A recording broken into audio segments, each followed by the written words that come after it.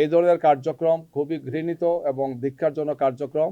রাজনৈতিকভাবে দলের শীর্ষ নেতা এবং অন্যান্য কেন্দ্রীয় নেতৃবৃন্দের অ্যাকাউন্ট হ্যাক করে খুবই আপত্তিকর কিছু কথা সেখানে দেওয়া হয়েছে। অথচ যখন এই কথাগুলো তারা আমাদের অ্যাকাউন্টে হ্যাক করে দিয়েছেন, এর মাত্র ২০ মিনিট আগেই বাংলাদেশ জামাত ইসলামীর আমির ডাক্তার শফিকুর রহমান ঢাকার একটি জনসভায় কেরানীগঞ্জের, তখন তিনি নারীদের শিক্ষা নিয়ে আলোচনা করেছেন যে আমরা যদি জনগণের ভোটে নির্বাচিত হই, তাই নারীদের জন্য আমরা কি করব, উচ্চশিক্ষার ক্ষেত্রে নারীদের জন্য কি সুযোগ সুবিধাগুলো আমরা নিশ্চিত করব, এই কথাগুলো বলেছেন। এবং তখন তার ফেসবুকে সেই সমস্ত বিষয়গুলো আমরা দিয়েছি। তার ২০ মিনিটের মাথায় এই কাজটি করা হয়েছে এবং যে বা যারা জড়িত এদেরকে খোঁজ নিয়ে আইনের আওতায় আনা, আইনের মুখোমুখি করা এবং বিচারের মুখোমুখি করা হচ্ছে সরকারের দায়িত্ব। নির্বাচন কমিশন এক্ষেত্রে ভূমিকা পালন করবেন, আইন শৃঙ্খলা বাহিনীর দায়িত্ব।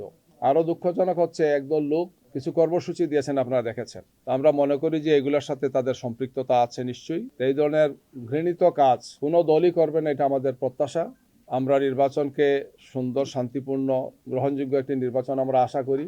প্রতিযোগিতা থাকবে, প্রতিদ্বন্দ্বিতা থাকবে, কিন্তু এই ধরনের ঘৃণ্য তৎপরতা বন্ধ হবে, এটা আমাদের প্রত্যাশা। এই কাজটা যারা করেছেন তাদের তো দলীয় পরিচয় বোঝার কোনো উপায় নেই যেহেতু এরা দুষ্কৃতিকারী। তবে আমরা আইনের মুখোমুখি, তাদেরকে মুখোমুখি করার জন্য আমরা জিডি করেছি।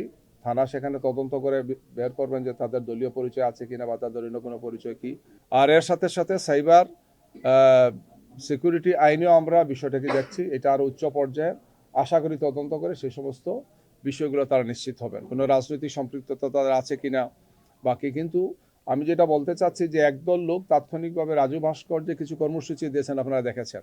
তো এই জন্য মনে হচ্ছে যে ঠাকুর ঘরে কেড়ে কলা খাই না, একটা বিখ্যাত উক্তি আছে, ডায়লগ আছে। এর সাথে এর সম্পৃক্ততা আছে কিনা সেটা আমরা ভেবে দেখার জন্য দেশবাসীকে আমরা অনুরোধ জানাচ্ছি। আমরা একটি সুন্দর, সুষ্ঠু, শান্তিপূর্ণ নির্বাচন আশা করছি, এটা জাতিরও প্রত্যাশা। যেহেতু এটি কোনো সাধারণ নির্বাচন নয়, অর্থাৎ অন্যান্য সময়ের মতো শুধু একটি জাতীয় সংসদ নির্বাচন নয়, এই নির্বাচনের সাথে আমাদের দীর্ঘদিনের সংস্কার কার্যক্রম যেটি আইনি ভিত্তি পাবে, এটি গণভোট আছে, যে গণভোটে আমরা আশা করছি দেশবাসী গণভোটকে হায়ের মাধ্যমে তারা জয়যুক্ত করবেন। দুটো নির্বাচন একই সাথে হচ্ছে এবং এই নির্বাচন আমাদের জন্য খুব গুরুত্বপূর্ণ, কারণ দীর্ঘ সময় ফেসিবাদ বাংলাদেশে যে ক্ষতি করেছে, এই ক্ষতি থেকে বেরিয়ে আসার জন্য একটি সুষ্ঠু, সুন্দর, গ্রহণযোগ্য নির্বাচনটা অপরিহার্য আমরা মনে করি। যে বা যারা করছেন তারা নিঃসন্দেহে যদি জাতির কল্যাণ তারা চান, শান্তিপূর্ণ একটি বাংলাদেশ চান, তাইলে তাদেরকে এই নীতি থেকে ফিরে আসতে হবে।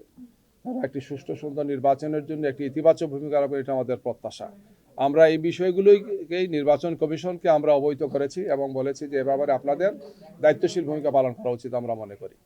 আমরা এখন আস্থা রাখতে চাই যে এই ব্যাপারে সরকার এবং নির্বাচন কমিশন দায়িত্বশীল ভূমিকা পালন করবে। জনমনে এমন কোনো বিভ্রান্তি যাতে তৈরি না হয় যে একদল লোক নির্বাচনকে ভণ্ডুল করার জন্য, করার জন্য, ক্ষতি করার জন্য কিছু কাজ করছেন, এমন যাতে জনমনে কোনো আশঙ্কা তৈরি না হয়। জি, ধন্যবাদ।